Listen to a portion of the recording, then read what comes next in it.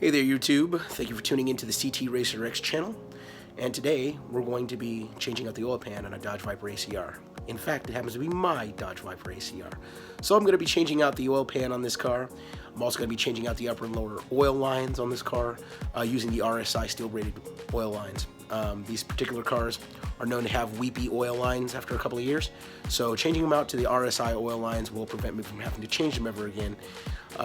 And this tutorial is going to be helpful for anyone with a 2008 through 2010 Dodge Viper. Stay tuned, get your tools, it's going to be a lot of fun. And when you start any repair, make sure you have all of the correct repair parts. So starting off with the Permatex Ultra Black, this is a gasket maker. What we're going to be using this for is to coat the bottom of the rear main seal bolts and sort of the shoulders of the rear main seal bolts, because we want to make sure we don't have any leakage here. This is a Fel-Pro replacement oil pan gasket. They are reusable. I could reuse my stock one, but at this juncture, it's been on the car for almost 10 years, so it's time to just swap it out and be on with a new one. Using this along with your nuts, I'm pretty sure at this point you're not going to have any gasket leaks. The other thing is the upper and lower oil cooler lines are going to be replaced with these high performance RSI steel braided lines, which are a permanent solution as opposed to the ones that need to be replaced every couple of years of the stock application. Right. So to start the oil pan gasket job and to change out the oil filter and all that jazz, you need a 13mm adjustable wrench, because that's going to take out the oil drain plug, and then you're just going to use your mighty hands of steel to take that oil filter off. Okay, so you got your oil draining, okay, and soon we'll be taking off this oil filter right here, and then what we got to do is remove this one and this one. These are both 10mm nuts that have to be removed here. Okay, so you're going to be taking these two guys off first before you start having these oil pan bolts. Okay, and obviously you have to have this oil filter out of the way because there's a bolt behind it that's obscured from your vision at this junction. Alright, on this part, it's pretty simple, pretty self-explanatory. This is the oil cooler here. You got to get these oil cooler lines off. These little plastic covers that are covering up the quick connect connection here. So first what you want to do, pry the plastic connector, protection off. Once you pry that off, there'll be a little clip in there, and the clips look similar to this. Well, they look exactly like this. Okay, so you're just going to pry that off of this, and you're good to go. You just use a flathead screwdriver, pop it out, and gingerly pull it off. Now, if this has never been replaced on your car before, the clips should be facing upward. And they really should still be facing upward.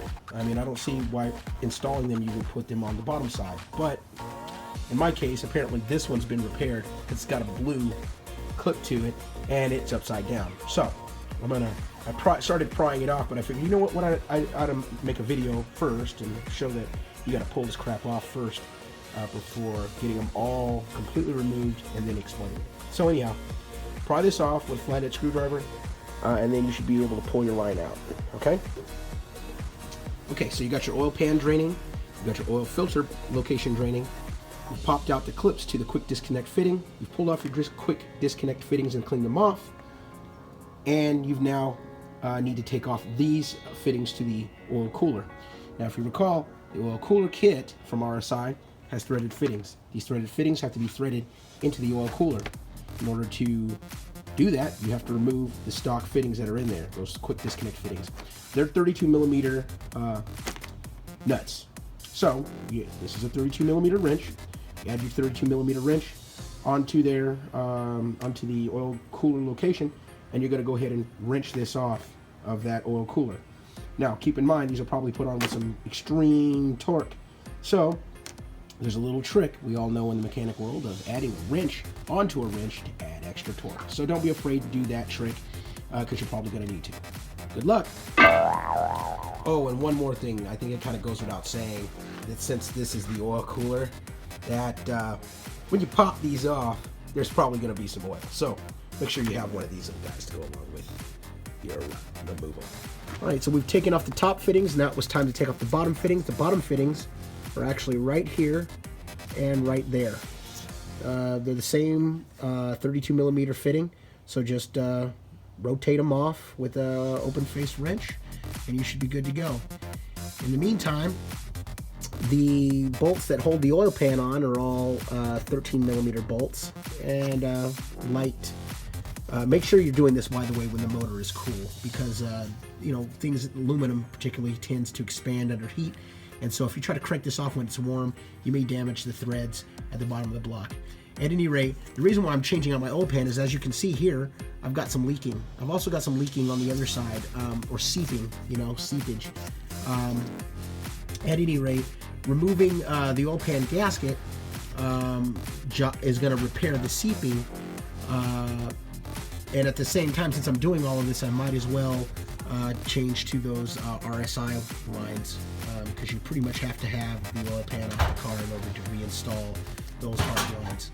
Anyhow, you've seen this part here. Definitely take your time, otherwise you run the risk of damaging the threads, and you've come so far, the last thing you want to do is have to replace the oil pan or replace the threads at the bottom of the block. Okay, so we took out our last two bolts, and what do we have here? An oil pan. And that is the bottom of the Viper V10 motor, okay? Now you can see here on our gasket, this is our gasket, and this gasket is, you know, it's aluminum framed like the other. But as you can see, it's seeped past. It's clearly got some burnt on grime and things like that where the oil is seeped past the gasket. And the gasket failed to be useful. So it's, you know, not something that can be salvaged. There is your swinging oil sump. That was what I was talking about earlier. What you're going to have to do is make sure that that swinging oil sump is right in the middle of that pan. As you can see, if it's not, there's like a lip that it can swing around in the very bottom portion of the pan. If that's not centered, well, that oil pan ain't gonna come off the car. So in my case, I have the car tilted, as you can see. One wheel's on the ground, one wheel's up. That does help the oil sump to swing back towards the center section. And just with a couple of taps, this oil pan came right off, and now we're gonna be switching out the gasket, putting a little bit of Permatex around the thread lines. We're going to clean up the bottom of the block, and we're going to add our RSI lines, and we're going to put everything back together, fill it up with oil, and go out for a drive. Okay, now is the time that you're out from underneath the car. You've gotten your oil pan down. It's good to take accounting, or make an accounting of everything you've got, so that way you know what you're dealing with. So we've got the 5 long bolts that go on the passenger side of the oil pan. We've got 10 bolts that go around the front and on the driver's side of the oil pan. We've got the 4 bolts that go at the back near the transmission. These are the ones that actually have that hex head. They're like a T-star head, as well as the ones you're probably going to need to actually use Permatex with. And then you've got your 4 small 10 millimeter bolts. Those 4 10 millimeter bolts go to accessories. You've got the transmission cover is one of the accessories, and the other is the AC line that goes in the front of the car. And then you have your 4 black bolts that thread into the oil pan from the transmission side. Okay, make sure you have everything like this. Make sure your threads are good.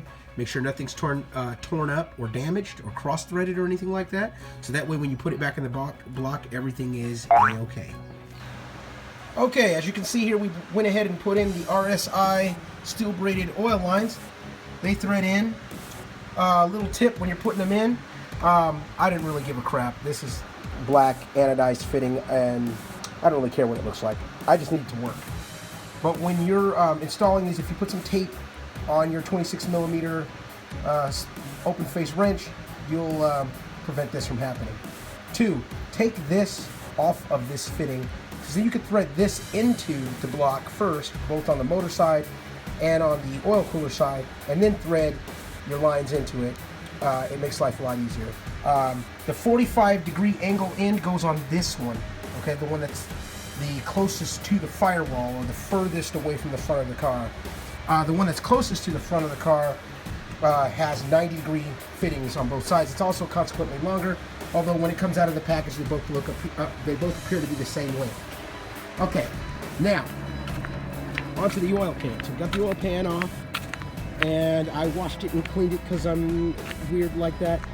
At any rate, make sure that this surface is completely clean, that there is no RTV on any of these corners, that everything is flat, as much as flat as can be, because when you install this onto the block, the side that tends to leak is the oil pan side. It is not the block side that tends to leak, it is the oil pan side. Okay, now the side that you're going to be probably putting Permatex on is here. Even though on the gasket itself it has a Permatex liner right here, or I should say a rubberized gasket liner on this side, what you're safe to probably do, I would suggest, is at least run a black bead on the inside here, sort of outlining here, the back side of these bolts here, as well as the front side. So on this side here, I'd run a black bead, even though there's like a little waffle gasket deal here that's like made of Permatex, I would still probably run a black bead or something at least on the outside of here to make sure nothing interferes with the mounting, and also you don't want to run into any leaks. So there you have it. Well, as you can see here, this is a diagram for installing the oil pan, essentially the bolt diagram, so that way you can make sure everything is evenly tightened. Unfortunately, I had video of me doing this, but damaged it in the process of trying to get the video edited. My bad. It's about at this time where you're going to want your buddy to give you a helping hand to do this job, because although you can do it by yourself, the oil pan is cumbersome, it's heavy, and it's really hard to get it locked in with two arms. So if you got a buddy, have him help you hold the oil pan up while you get it aligned. Now it's time to put our oil in the car. Okay, if you'll notice, I've kept the transmission peephole, I don't know what you call that thing, I've kept that open, mainly because there are 4 nuts that go in the back, and we want to make sure that there are no leaks. So the best way to see if there are no leaks underneath the car is to make sure you can see everything. So now we're going to be dumping in our oil, okay? Now, as you know, Dodge Vipers take 10 quarts of oil, 10 quarts of at least 0W40, and in race application you want to use something like 5W40. At any rate, here goes. Also, the best way to ensure that your oil does not blurp all over the place is to punch holes in the can. You saw that in my Audi video, and it does make for pouring a lot easier, because you can get through these cans a lot easier than not punching holes in the body of the can. So anyhow, that's 5 quarts right there, and then we're going to go get 5 more quarts and dump that in, and we'll see where we're at here, see if we've got any leaks. Now, it's also a good opportunity if you've swapped your intake manifold like I have to Gen 5 intake manifold. Go back through your engine here and make sure everything is cinched down. It's a known fact that some of these bolts will eventually back out. So it's good to just go back and torque everything down again, make sure nothing's loose. In my case, nothing's loose, so I'm happy.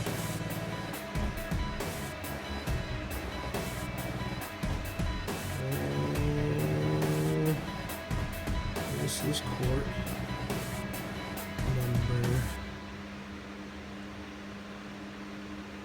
10.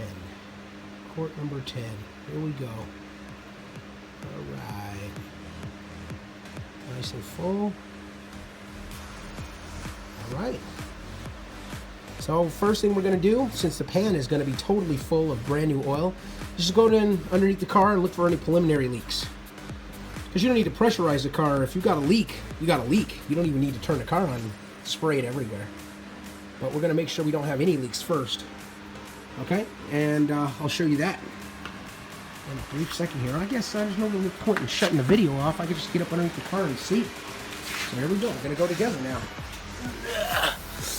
Alright.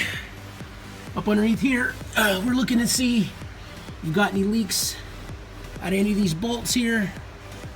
No leak there, none there, nothing there, nothing on that one, nothing along the ridge.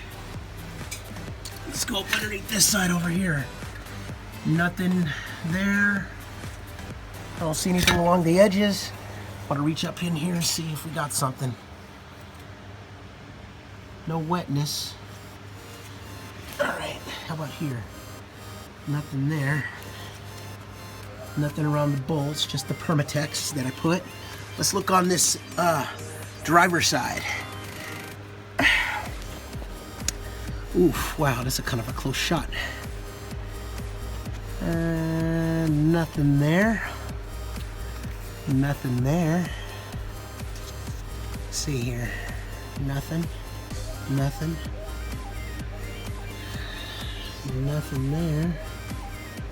Nothing on that one. Nothing on that one. Nothing there. Now, the piece de resistance. And this one, we're going to turn the lights on.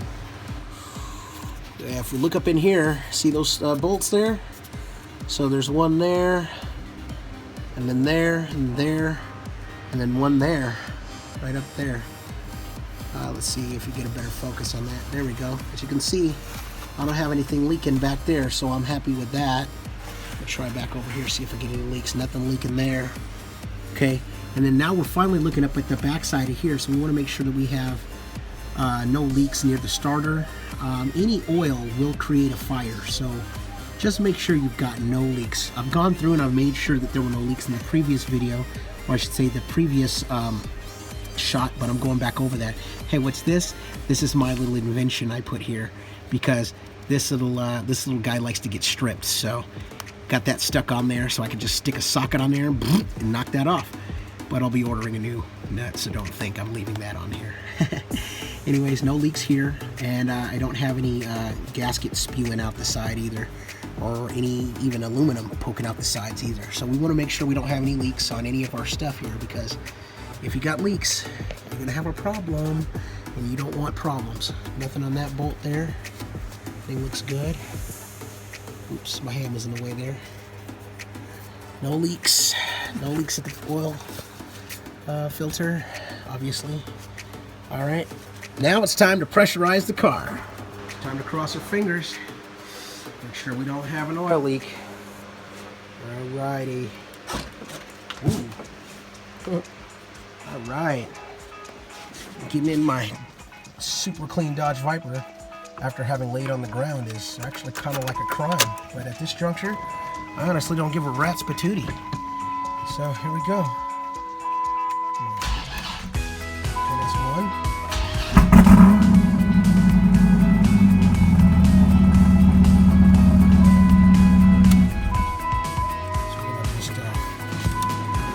For a second,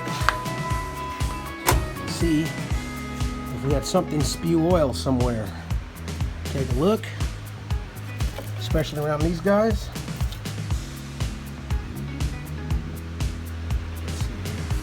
Let's grab a little towel here. This is when those little white towels come in really well. If you've got some white towels like these, it's a good time to check and see. All right. Oil there. No oil there. Let's look underneath here. I don't see any oil down there. Up underneath the car. Let's have a look here. Oh, that's for some bolts crap there. Let's see. Let's see. Underneath here. Let's see what we got.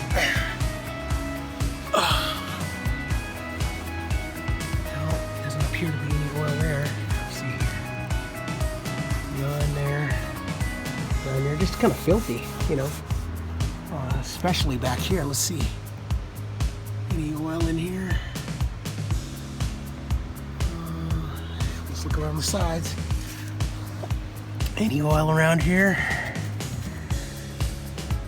Nothing. My glove is clean.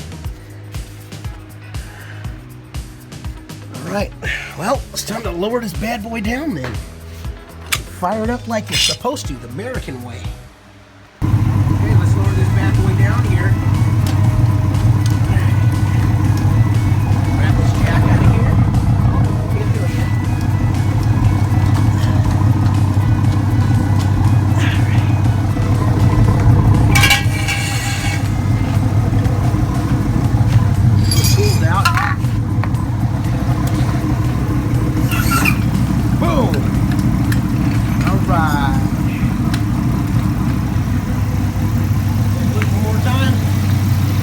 make sure that there's nothing leaking.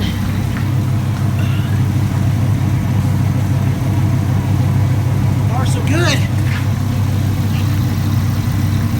I'd say this is a job well done. Okay, so I got it all done. I'm getting ready to go in and take a shower. I feel handsome. I feel heroic. But with that said, what you want to do is make sure that you have a buddy to help you do this job. Because if you don't have a buddy to help you do this job, you're going to be killing yourself. You're going to be upset, and you'll probably be signing up for the next trip to the nearest insane asylum. Number 2, make sure you have a 26mm open face wrench, because if you don't, you're not going to be able to get those fittings off. You can just forget that this job is dead in the water. Number 3, make sure you have a case of beer. Because if you don't have a case of beer, well, you're doing this all wrong to begin with. And number 4, make sure you have, just take your freaking time, man. This thing's gonna be done before you know it. And, you know, hit the like button, subscribe, do all that stuff, because if you don't like it and subscribe and comment and all that stuff, well, it just makes doing this on video pointless. And nobody wants to do videos pointlessly. I mean, unless you're a porn star. And then I guess there is a point with that.